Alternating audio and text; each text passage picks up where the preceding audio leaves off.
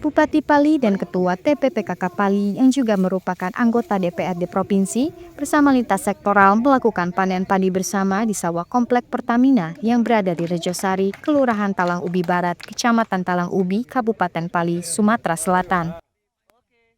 Panen padi bersama ini diharapkan dapat meningkatkan perekonomian masyarakat dalam sektor pertanian, terutama di bidang pangan. Selain itu, juga dilakukan pemberian bantuan dan peralatan pertanian oleh Ketua TPPKK Pali, Dwi Septaria, yang juga merupakan anggota DPRD Provinsi. Bupati Pali Askianto mengatakan panen bersama ini merupakan lintas sektor. Selain itu, pemerintah Pali juga saat ini lagi mencetak 3.000 hektar sawah.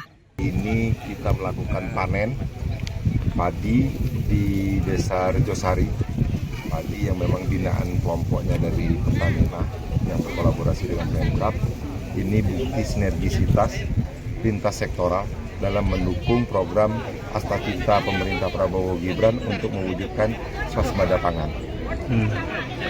Kedepannya Pak, ada rencana yang tempat-tempat lain nggak? Ke depan kita cetak sawah kurang lebih 3.200 hektar. 3.200 hektar, yang dari Universitas Andalas itu 200 hektar, yang 3.000-nya dari Universitas Jenderal Sudirman ya. Kan sudah keluar SUD-nya. Sudah. Oke. Nah, kalau sudah jadi insya Allah. Oke. Ya, gitu. Ya, kan? Siap. Bismillah, doa, dukungannya ya. Dukungannya. Sementara itu, Ketua TPPKK Pali, Dwi Septaria, mengatakan pemberian bantuan ini diharapkan dapat meningkatkan hasil dan kualitas pertanian. Bantuan alhamdulillah diterima, kami dapatkan dari bantuan dari Ibu Kartika Sandra Desi dari pemerintah pusat.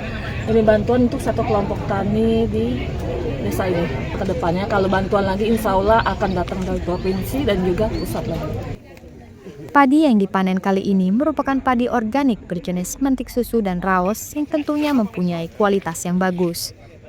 Dari Kabupaten Pali, Sumatera Selatan, Pisrain Silvana, iNews melaporkan.